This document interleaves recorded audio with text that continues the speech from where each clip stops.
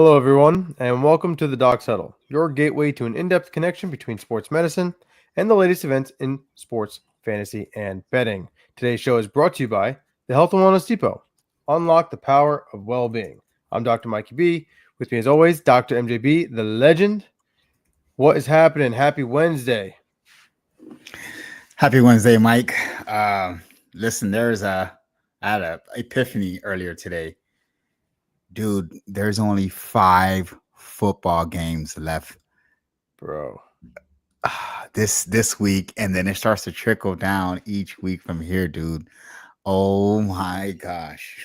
It's sad. It is sad. I mean, listen, it's bittersweet, right? Like it's like as the season comes to an end, those of us who are fans of other teams, that means that we can now have hope again and something to look forward to with the NFL draft and some of the newcomers leaving college and going into the league. But then we just have to wait for football. It does suck. Yeah. I guess that this is a good time to start to find different shows and interests. The only good thing I will say is that the new league starts back in March, so it's not a huge time off, right? It will probably be a couple weeks, and then we're right back on it. So I'm excited for that, especially since we're talking about teams that didn't make playoffs, including mine and yours. Yeah, without question. And you know how much you and I enjoy that. The draft prep, we'll be doing plenty of draft prep stuff for everyone who wants to watch as that's one of the topics that we're going to be discussing plenty over the NFL off season. You know, we'll have some splashes of different sports as well, but we'll definitely be covering that. You know, but we're not there yet. It's still NFL football, still college football, and with that, we have plenty of breaking news. I want to start with a conversation that you and I had off air with Diontae Johnson. You know, we had conversation on, you know, when you're on a football team, people work it's their life's work to make an NFL football team. I know, I'm watching it daily, right? And with me working with the NFL Combine Prep, and I have young athletes that are fighting tooth and nail just for the opportunity to even make a summer camp, let alone an active roster. This guy has been released, cut, fired 4 times, 4 separate teams in one season. Okay? That's like you or I getting fired from 4 different physical therapy jobs in one season. Yeah. Okay? Not asking to leave, outright released. Give me your thoughts on this. Listen, first of all, earlier in the week, I didn't even know that he was on the Texans. If I'm being quite frank, I thought when he was released by the Ravens, he was a free agent. We wouldn't hear from him until the following season. And then I was telling you that there's this guy I follow. His name is Route God on Instagram. And I like him because you can tell he knows what he's doing in terms of route concepts, but like he makes these funny noises when he's running routes, like he's talking to someone, but no one's there. So I find him very appealing. And I saw a receiver on his timeline running routes for the Houston Texans. And I was like, oh, who's this? So I start to research it, and it's Diontae Johnson. I was like, oh crap, I didn't even know he was on the Texans. Mind you, in the video that he shared, Diontae Johnson was getting open, right? But like, you just got on this team. Like, I know you weren't expecting quick results, right? Like, you're still learning the offense. The quarterback has to get a feel for you. Like, there's a bunch of moving parts into this. Like, it's not just gonna gel right away. So I was like, oh, this could be something that if he chooses to stay committed to, he could potentially find success in the playoffs and set himself up for a big contract, since it is a contract year. Yet he does the opposite. He does the opposite. And I was like, this guy's cut? Like, I didn't even know he was on the team. That's crazy. So you've now landed at 4 different spots, causing chaos wherever you go. You know, we don't know what's being said in these meetings, but apparently he's vocalizing how he feels and how he's not getting targeted, but not understanding that you've only allowed yourself short periods of time to be on these teams, and results don't work that way. You know, it's a process. There was Cam Newton. He was on this podcast called The Pivot, right?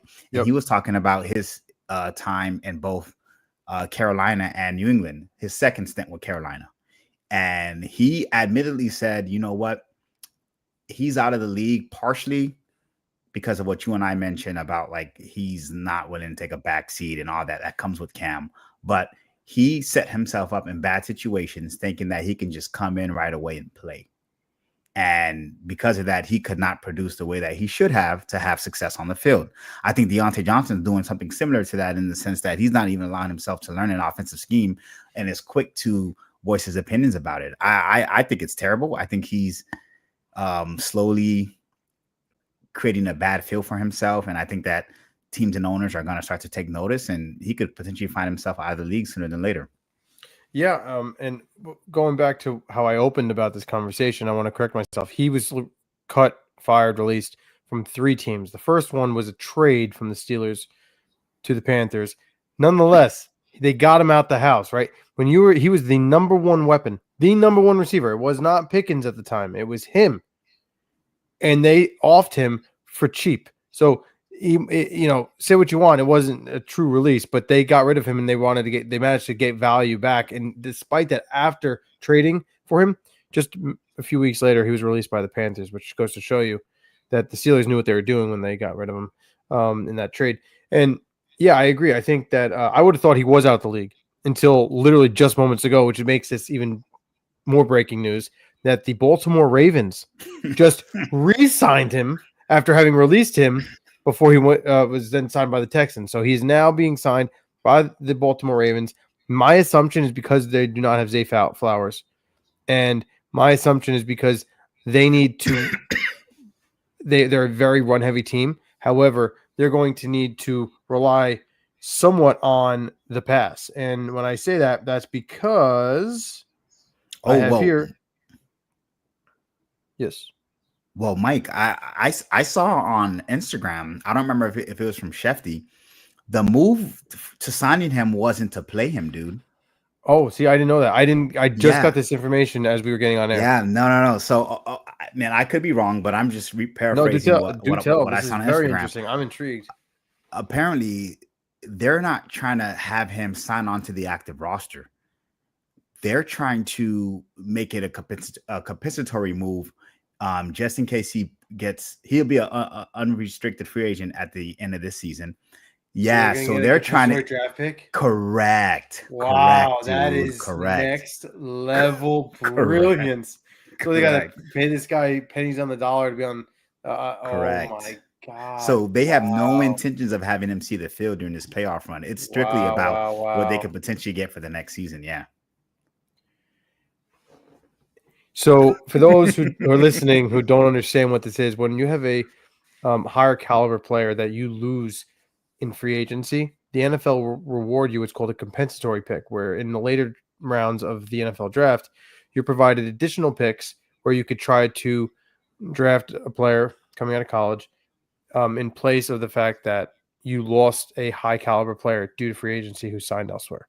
So because technically going into this year, he was a higher caliber receiver, they might get something back from him. And that is, wow, what a brilliant move. I did not know that. Wow, that is something. Yeah, because I was confused by it. I was like, you're going to cut him to pick him up again? It makes no sense. Like, if he was that much of a problem, why not just keep him in the first place? But then when I read it, and I was like, oh, that makes sense. That makes a lot of sense. Yeah. So they're looking at it and it's from the standpoint that they will benefit from that next year. And right now they have no intentions of having this guy see the field. So good to know. That's very interesting. Yeah. Well, before we go into more about the NFL playoffs, let's take a step back and let's revisit the college football playoffs, because that happened. That occurred first. That was Thursday and Friday of last week. For those of you who tailed my parlay, I apologize. All but one hit, and we'll explain what didn't hit last time. It was very unfortunate. However, both Notre Dame and Ohio State, as predicted in that parlay, took care of business and won. Dr. MJB, give us your thoughts. Yeah, well, we both said it. We both had Notre Dame and Ohio State in the championship game.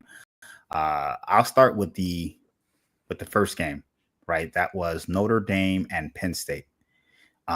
Man, we were talking about earlier. I thought it was poor quarterback play on both Oh, sides. It was literally the team who made the least amount of mistakes were going to win, and that's what ended up happening. Um, and I think with the Ohio State and Texas game, it was actually intriguing for 3 quarters, and then fourth quarter, Ohio got State away. just took over. Yeah. But in all honesty, even though the game was close, Texas never gave you that feel that they had enough to win the game. And I was like, yeah, the game's close, but it's just a matter of time of when Ohio State's put it to rest, and they ended up doing that. Strip, sack, fumble, and to the house. So, so, Yeah. so actually thought both games are pretty good. Well, not so much the Notre Dame Penn State, but the Ohio State Texas game was pretty good. And yeah, yeah. So ultimately, I just think that the Penn State Notre Dame game was mediocre at best, just based on the quarterback play. But the Ohio State Texas game just kind of it gave us what we wanted for 3 quarters. But it's clear that Ohio State's like the clear front runner to win everything. Yeah, I agree. I think that the Texas game, Texas kept it actually closer than I thought. You called it. You said that you thought that it was going to be a little bit closer of a game. I honestly thought after the first quarter, this is before watching it. Obviously, while watching it, I did not have these thoughts. But going into the game, I thought that give it 1 quarter of play, and then after that, Ohio State's running away with it. Or it was one of those where, oh, it's close first half, third quarter, boof, they're running away. And it's to say a little bit closer than I thought, which it gives me a little bit of cause for concern going into the championship, because I think that Notre Dame has a better defense than Texas. Mm-hmm. And I was expecting Ohio State to really,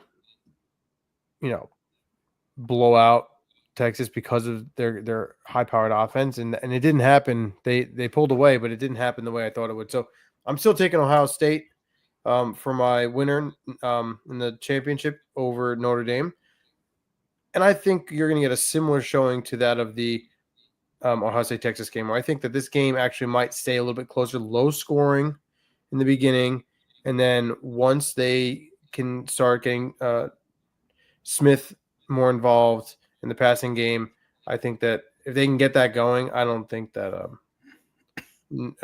just Notre Dame doesn't have the firepower to keep up. Yeah.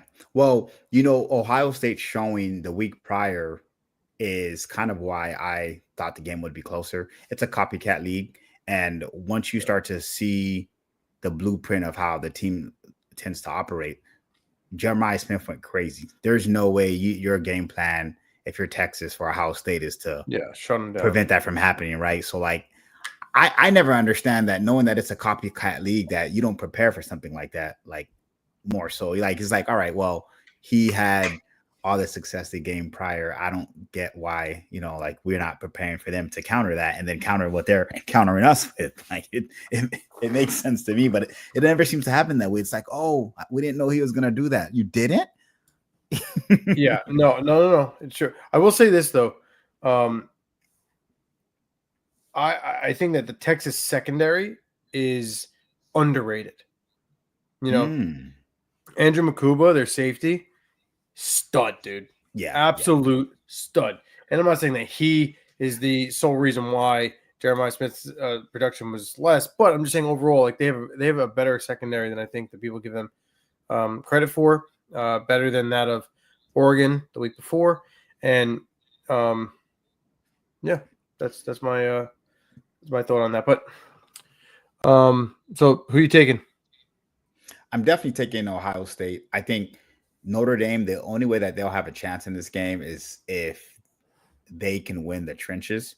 I think that they have a better D line than Texas does. And if you can control up front, you can drop more into coverage, right? And I think that's the only way they can win. You got to rely on your 4 to get pressure, your 4 to clog holes so there's not big running lanes, and then drop more into coverage so you can disguise your looks and give Ohio State, a tough matchup. Notre Dame typically runs man.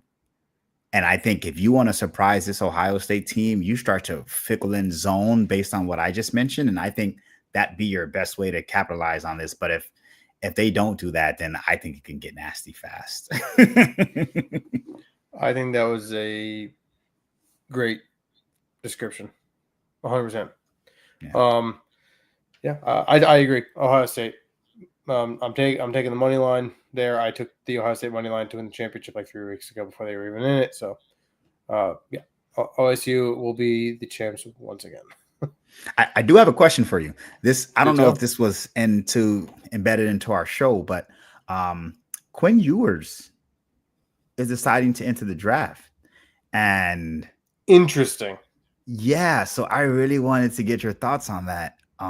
They said if he would have stayed, he could have made 4 million plus going to a different team, but he elected to enter the draft. And some are saying he could be at best second round, worse fourth or fifth. So I'm curious to hear your thoughts on that. So I thought for sure he was going to get that money and transfer and use his last year of eligibility. The only thing I could think of is he's thinking futuristic. You remember when you come out of the draft, you're always competing against your draft class. Yeah. And if he stays and makes that extra 4 million, he makes that 4 million, right? But who is he going to be drafted? Like, who's he going up against in the following year? And we know that this is a very weak quarterback draft class coming out. You got 3 guys, 4 guys now that are getting, because Jackson Dart is starting to get some attention over at Ole Miss. He was supposed to be like a 4th round pick. Now they're saying he might fly up to the 2nd round. So you got 4 guys in this draft that are like going to go in the first 2 rounds, say. You can make an argument that he might be that 5th guy.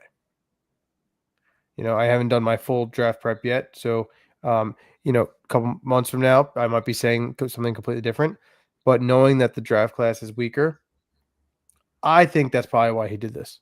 What do you think? Oh, I absolutely agree. And I wouldn't be surprised if he somehow made it to the first round, dude. Like, that's how weak this class is. Like, and the need for quarterback in the NFL there's a lot. Yeah. Which is, it's crazy. The level of mediocre quarterback play in the NFL is wild. And you're right. Someone's going to take a chance on him. Yeah. It better not be the Giants. Yeah. No, I agree. Right. I agree on both parts. And imagine, because think about this, dude. If who has pick 1 and 2 in this upcoming draft? Titans, Browns, Giants. So let's say Titans and Browns. Let's just say for. I think they're both going quarterback, but yeah. So let's say that is the case. There is no way 30 teams are picking from there and another quarterback is not taken. There is absolutely no way. Like, as bad as some of these quarterbacks have been in the Jalen league, Milroe is going to go in the top 20. Oh, easily. Jalen Milroe will go in the top 20. He might be going to the Raiders. Dude, Anthony Richardson. Yeah, Anthony Richardson went high. That was absurd. And they did it solely off potential because he did nothing in Florida to warrant that. Jalen Monroe has done more at Alabama, so there's no reason not to think that he won't go in the first round. I completely agree, and I don't understand why when they talk. Well, we'll talk more about the draft stuff when we get closer because we're gonna have a lot of talk on that. But I agree. I think that he's a better prospect than Richardson was coming out, and he went 1,000%. So high. So we'll have plenty to talk about that in the weeks coming up. But yeah, great point. We'll definitely visit that conversation again because it is breaking and that just came out. But there'll be more to talk about that for sure. So quick recap. I would like to start going backwards. The Vikings go down by the Rams. Like, I want to say, side note, I think it was really nice. Our thoughts and prayers are out there for everyone in southern Los Angeles with the fires. Really debilitating stuff out there. I think it was incredible that the Cardinals were able to house a divisional rival and make their home, the Rams' home, so they could host this game. And then the Rams, they went out there and they played like they were playing for their city. And, I have nothing against the Vikings, but I was rooting for the Rams. I'm watching this game and I'm saying to myself, like, there's so much emotion behind this game for the Rams. Like, it gives them, that's the beauty of sports. where it gives people the opportunity to spend the 3 hours of their focus not on the stresses of real life and be able to focus on something else. And this is something that brings that city together. To me, this is something that's very meaningful, having, the whole background with 9/11 and New York and the sports and that nature. So I connected a lot with this with the Rams in LA. So I loved it, and I'm happy that they won and they did it in definitive fashion. What are your thoughts about the game? And I know we got to talk about our boy Sam Darnold. I thought the game, I didn't think it was going to be as quick of a climax that we got out of it. I thought that maybe, this could go down to the wire. Maybe even as early as start of the fourth quarter, we'll decide who the winner was at that point. But man, the game was over in the first half. The game was over in the first half. It's crazy. After the Vikings went for it on fourth down, missed it, and Rams scored, I said, oh, this game's over. Like, it's over. I don't think that they anticipated that to happen, but it happened. And whether you want to say it was a terrible call, a great call, a terrible call, obviously, but I get it. I get what he was trying to do, but man, that did not turn out the way that I thought it would. It was actually embarrassing to watch. And the last 2 days, I listen to podcasts on the way to work while I'm at home running errands. I keep hearing people saying that, oh, it's not Sam Darnold's fault. It's Sam Darnold's fault.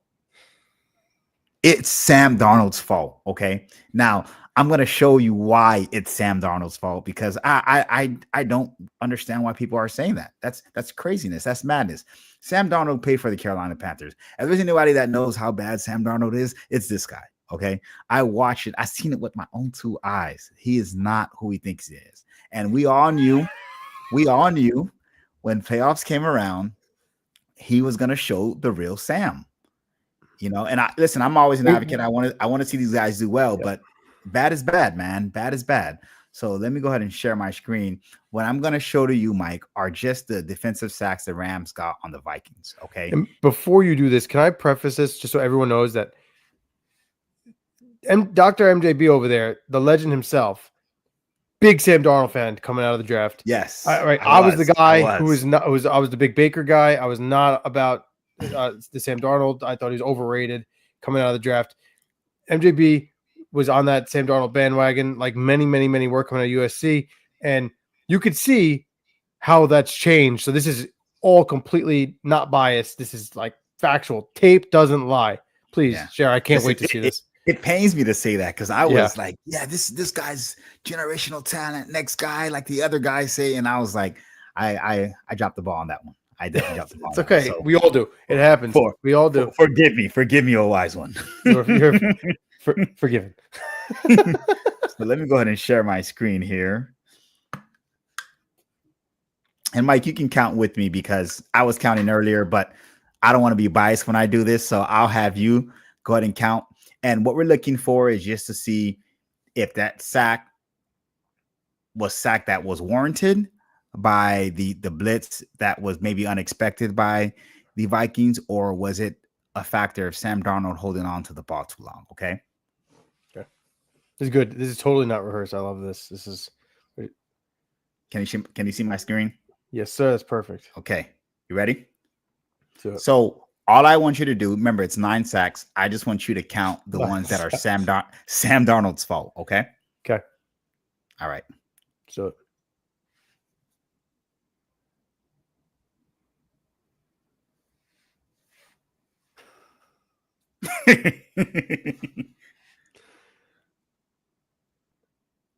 So I'm putting that one on Darnold because he had a guy in the flat. Oh, absolutely. Yep.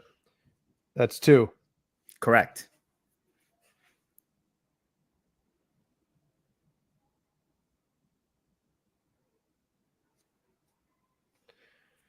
So I'm going to even say that that's 3 because can you pause it really fast? I can't see because of the video, but for those who don't know, when an unblocked pass rusher comes at the quarterback, they're supposed to look in that direction and throw the ball, what's called throw it hot, meaning you're throwing in the direction to the receiver in that direction to get the ball out as fast as possible to evade the sack. He didn't even look. No, I agree. He didn't even look. So I'm going to put 3 on. I'm going to put 3. I have him at 2. I give him a pass for that one. Because he was unblocked. Yeah, that's the only reason I give him a pass. Like objectively, I for sure have him at 2. But I'll stick to 2 just because I can't see if there's a guy over there. If there's a guy over there, he should be getting the ball out of his hand. But go ahead, we'll do 2. But you understand what I'm saying, right? He didn't even look. No, I know exactly. If he could throw hot. Go ahead. Okay.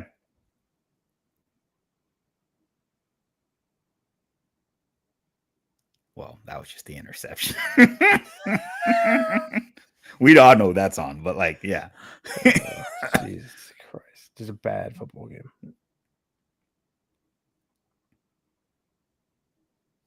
That's definitely 3.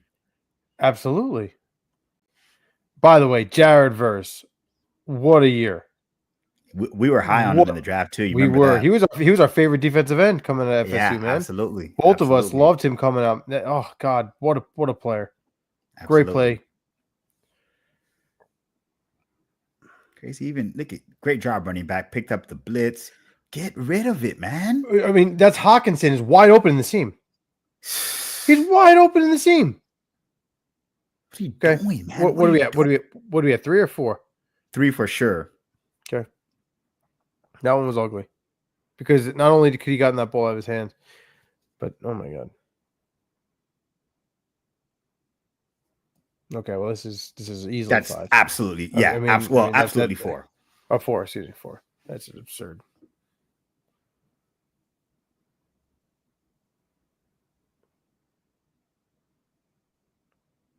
God, 5. Yeah. He looks like he's in quicksand in the pocket. Throw it away, man. What are you?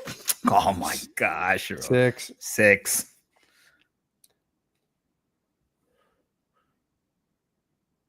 Oh my God.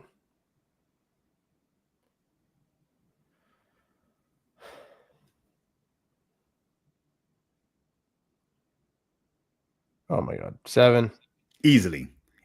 So I'm going to stop sharing my screen. Okay. The reason I wanted to show that was because even if we gave him grace, which we have, 7 of those sacks are your fault. How is this game not your fault? I'm confused. He looked like he was in quicksand when trying to move in the pocket. There was guys open. The thing is, it's not that he can't do it. That's so frustrating. He played fantastic this season. He's moving better in the pocket, and he's getting the ball out of his hands faster during the regular season. I have no idea why he looked the way he did. I mean, unless he started seeing ghosts again. That wasn't at the Meadowlands, so I don't know. Dude, those are mistakes rookies make. Okay? Yeah. It was bad. You teach the rookies not to hold on to the ball too long. Like, those are rookie mistakes. This is the NFL. You can't be in year 7, year 8 still holding on to the ball like that, dude. What's going on? You throw it away, live to see another play. Like, I don't understand, man. I don't. But the other thing I just have to show that. No, I appreciate it. He's athletic too.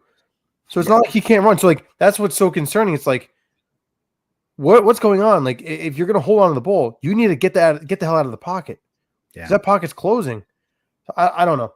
It was just terrible football play. I definitely put it largely on him. And let's give the Rams a lot of credit. They were great on all sides of the ball. All sides of the ball. So it was a great collective team win. Yeah, great job for them. I thought that the Steelers showed who we thought they were. They're not a playoff team. No. I'm sorry. They're not. They're not. I think that they were carried by their defense and they squeaked out some wins earlier in the year that helped them get a record that got them into the playoffs, because we know that their record in the back end of the year was not very good. And the Ravens showed us what we thought what we thought they were. Mm-hmm. Anything you want to add on that game? No, I mean it is. Yeah, that game was pretty bad too. So yeah, no. But I do want to hear you tell us about your boy Jordan Love, though.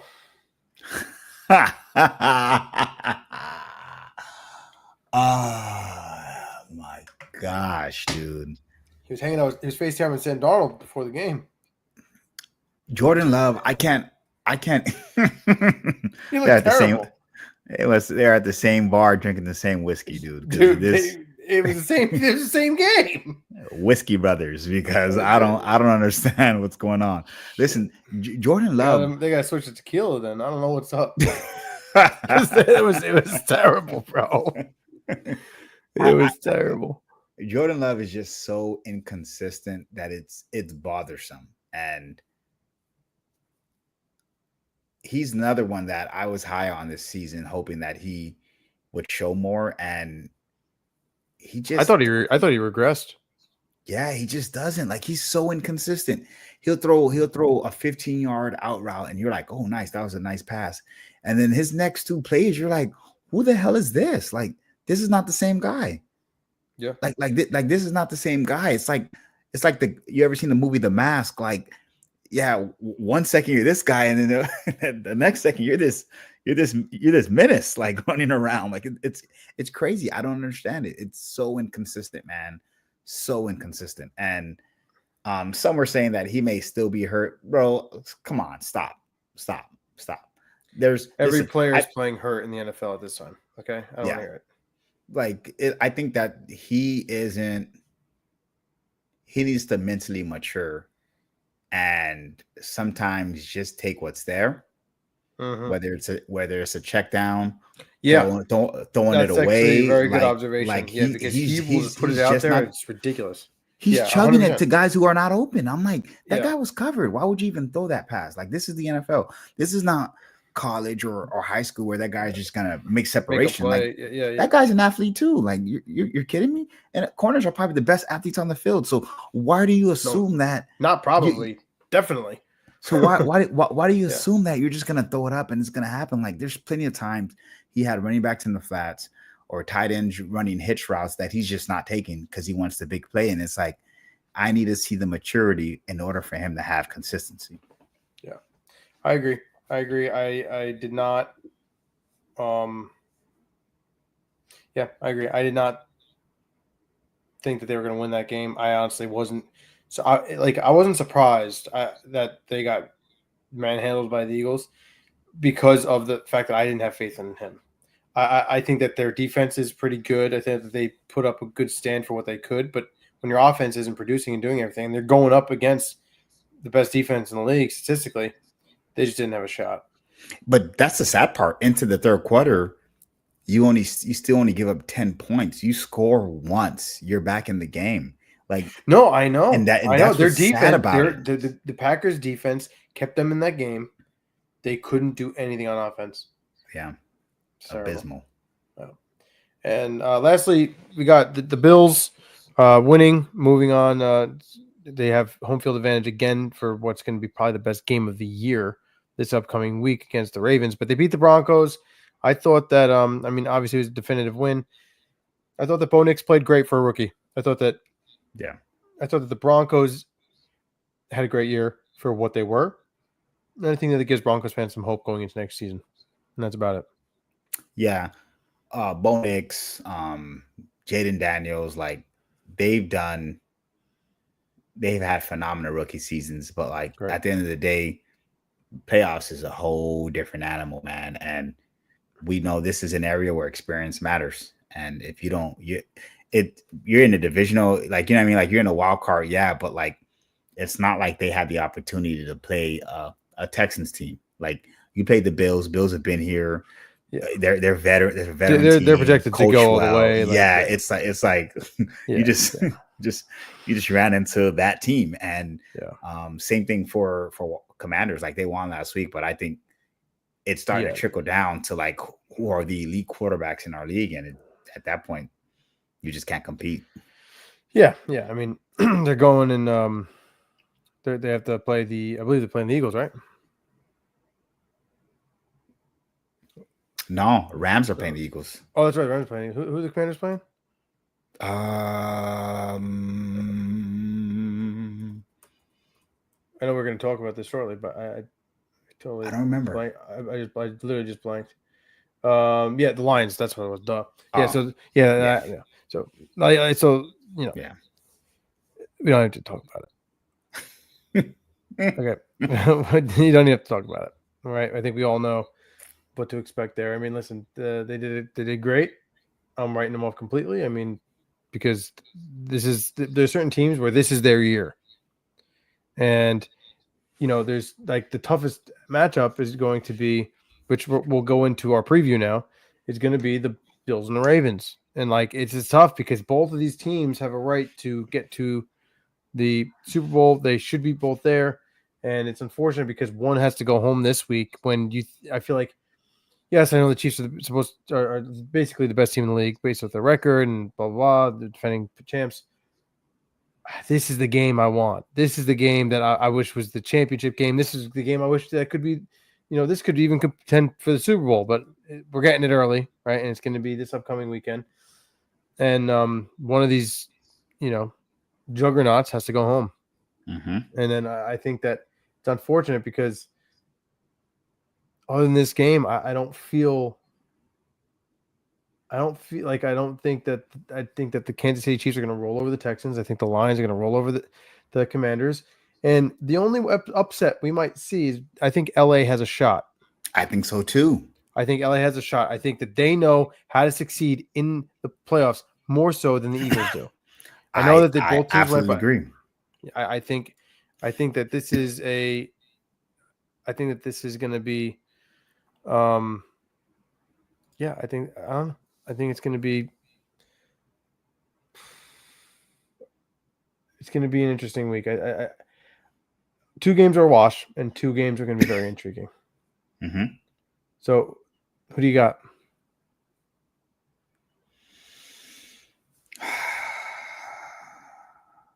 Believe it or not,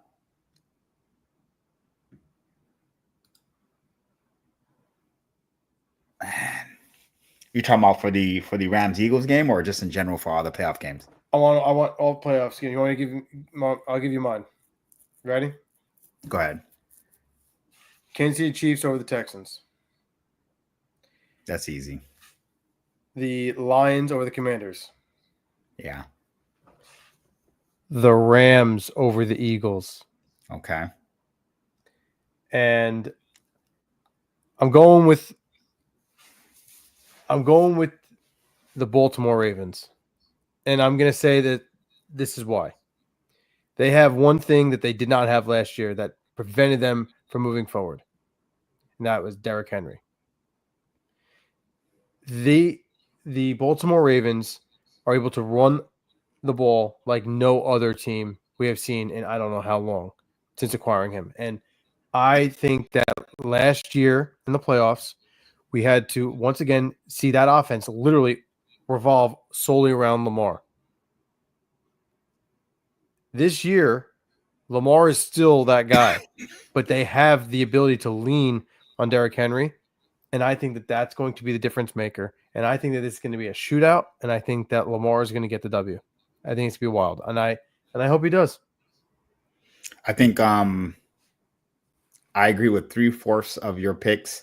I do have Ravens winning, but I think it's going to be Lamar's arm that does it, right? To preference something that we spoke about earlier. Yeah, it's a copycat league. So I think the fact that they got decimated by Bills early in their season, dude, 200 yards rushing, 200 plus yards rushing. I don't think they let that happen again. They're going to stack the box, especially with Zay Flowers being out. Like, they're going to be like, no, show us that you can actually beat us deep. And if you can't, then we're going to bring everybody closer to the line of scrimmage to stop that behemoth of a man from going crazy. And then, so yeah, but I do think Ravens win that one. A part of my heart wants to pick the Rams, but my mind is saying it's the Eagles. Yeah, I want to pick the Rams so bad. I'm disgusted by the Eagles. I hate the Eagles. I don't care what Eagle fans watch this and know that. Like, I think you guys are terrible, terrible human beings. They're dirty people. Dirty people. But I can't deny that you guys will probably pull out that win. So I want Rams to win. If Rams win, even better. But I think logically speaking, I think the Eagles just have more firepower. So yeah, I'm giving this the any given Sunday approach, and even though the Ravens are ranked or as a third seed and the Bills are ranked in the second seed, Vegas has the Ravens as the favorite away. Okay, not the Bills. So to me, that's not an underdog pick. And the way I'm looking at this, I'm saying like I need an upset. I know that the Rams beating the Vikings, I guess you consider it can be an upset, right? Especially, but I can't. I just don't believe that the NFL has too much mediocrity. I don't see all the juggernauts just winning, boop, boop, boop, and then moving on. Someone's going to go in there and upset the teams, and the only one I can see losing is the Eagles. So I'm going to go with the Rams, but we'll see. I agree though. It's going to be tough. I think that they need to show up and play exactly how they played against the Vikings. Yeah, no, I agree. And listen, I wouldn't be surprised. I expect Ravens to win, but it wouldn't shock me if Bills pulled that out. Linda brought up a good point. She's commented on the show that Lamar doesn't play great in very, very cold weather. And I heard it's supposed to be 8 degrees up in Buffalo. So, dude. Man, he's a SoFlo boy. You know what I mean? I can't blame the guy. Shit. He's out there. He's from Boynton, right? He's from Boynton. Yeah. Yeah. Woo. Listen, dude. You know I'm from Miami, so anything in the 40s or less, we don't like it. So you talk about 8 degrees. Shoot. No, I'm with you. I agree. I think that could play a role. And listen, I'm not going into this game. You know, as someone who's going to be rooting for the Ravens, I'm not going in comfortable. Yeah. I'm not going in comfortable at all. And if you're a Ravens fan, you shouldn't be going in comfortable. I have, I have to believe that the Bills fans aren't going into this comfortable either. This is going to be an all-out game of the year, or so I believe, and I'm really looking forward to it.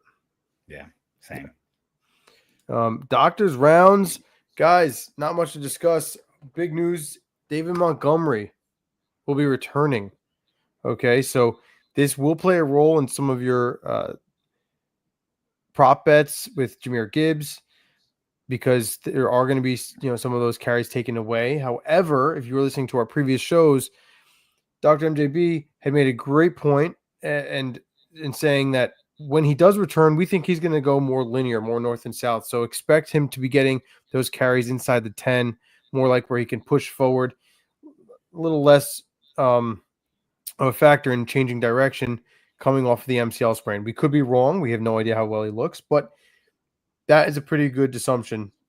Do you still stand true by that? Yeah, absolutely. Yeah, absolutely. Yeah.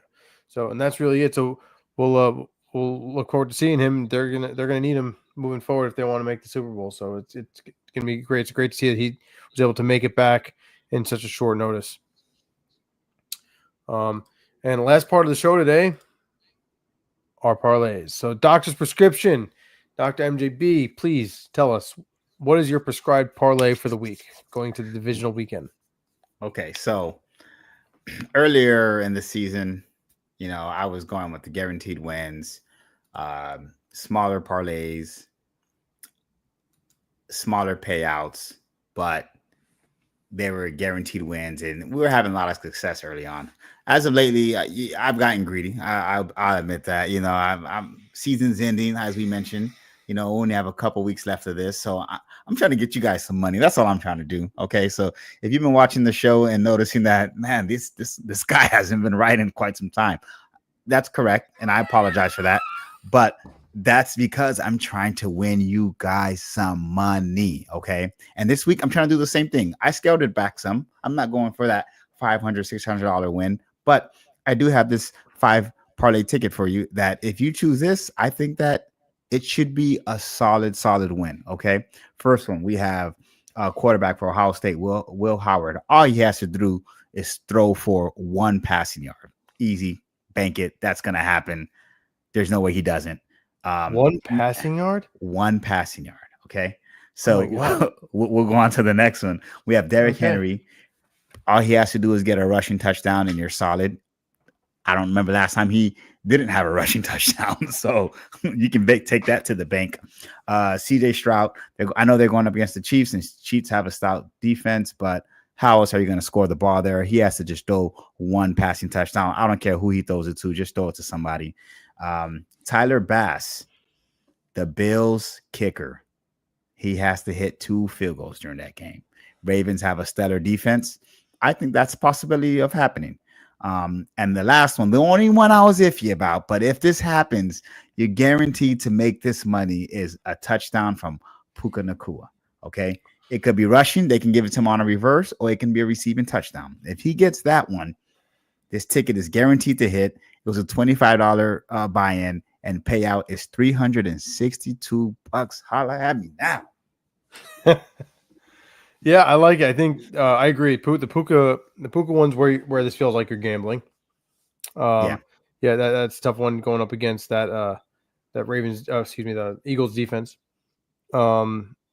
I mean, the Will Howard thing. What in the world? I thought at first glance I was like, oh, this is one passing touchdown. Shit, I want to take him for one passing touchdown. Absolutely, one passing yard. Man, I mean, I'm going to be adding this to my future parlays for this weekend. That's absolute. I like the Derrick Henry. I think that I agree. He's going to definitely have an impact on this game, and he should have at least one touchdown. The Bills are ranked, pardon me, they're ranked 19th in the league against anytime touchdowns for running backs, 15th for rushing yards overall. I think he's going to have a game and definitely will have an opportunity to get in the end zone. Mm-hmm. CJ Stroud, I think, I think this is another game where, he's going to be active. They're going to have to rely on him to have success. And I mean, I don't think that they're going to win, but I think that he should hit this one passing touchdown. My God, come on. He actually plays pretty well when he's the underdog. Yeah, that is true. That is actually very true. And listen, they came to play this past weekend, so they came to play against a very good team, coached by Jim Harbaugh. So yeah, I like this. I like this a lot. Man, let's get people paid, huh? Yeah, and ourselves. We need it. This ain't free money. Well, right. Well, if you want to win big, you go with the Legends parlay. If you want to have a surefire win, Dr. Mike B's got you covered. So, well, Kansas City Chiefs, right? They're going to win. We take the money line. There's no payout. Currently, the spread is around 8.5. Well, if you take the alternate spread at -2.5, they only got to win by 1 field goal. Guys, come on. This is the Kansas City Chiefs. We may not like it. We may not want it. It's going to happen. Okay? That's right. They're going to by 3, we're fine. Okay? Jahmyr Gibbs. Okay? Remember what I said. David Montgomery will be returning this week. Therefore, I'm taking him for only 60 alternate rushing yards, whereas in the previous weeks, he's been going off 100 yards rushing. I think that they're going to ease up on some of his carries, especially if they get ahead early on in the game. But listen, the Commanders, they're ranked 29th in the league, okay, against the rush, and 23rd against anytime touchdowns to running backs. I did not add the touchdown here. If you choose, you can add that as well. He's been going off and scoring each week. However, just remember the likelihood of him scoring may be less just because we don't know if David Montgomery will be getting those carries inside the 10-yard line. However, like I said, though, 60 yards is a lock. Let's move on to the next one. Khalil Shakir. Guys, the Ravens, as much as I mentioned I want them to win, they are not a good passing defense. They're ranked 29th against the pass against wide receivers. So Khalil Shakir being one of the top targets, okay, actually, he is the top target currently for the Bills, Josh Allen. 40 receiving. The top target just needs 40 receiving yards. Come on, that's a lock. Right? That's it? That's it, bro. Come on. Now, here's we talk about the King. Okay, the King has been averaging let's see, ready? Let's go over his rushing yards the past 4 games. 162, 147, 138. And then against the Steelers defense in the playoffs, 186 rushing yards. Are you kidding me? God damn. I'm asking for 70 against the 15th ranked rushing defense. in the Buffalo Bills. Okay, that means that are they going to stop him from rushing for 100 yards? I don't know, maybe. Do I care? No, because we're only taking 70. All right, and then MJB had alluded to this earlier on. We said that he's going to be the Ravens are going to be relying on Lamar to win this game in the end. That is why we are taking Lamar for 2 passing touchdowns. Okay, the Buffalo Bills are ranked 24th in the league at giving up passing touchdowns.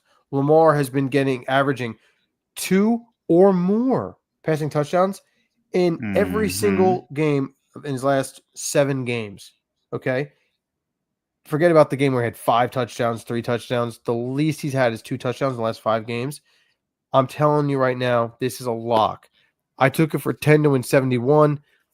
Listen, when you guys are taking this, if you see a profit boost, you want to throw a little more at it, go get yourself paid. This is a lock.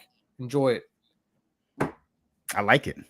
Well, Right? I like it a lot. I like it a lot, especially the Lamar one. I think if there's one, people may want to be skeptical of that, but I think that one's a lock because, like we mentioned earlier, he's going to have to throw the ball this game. They're going to force him to throw the ball. 100%, so, 100%.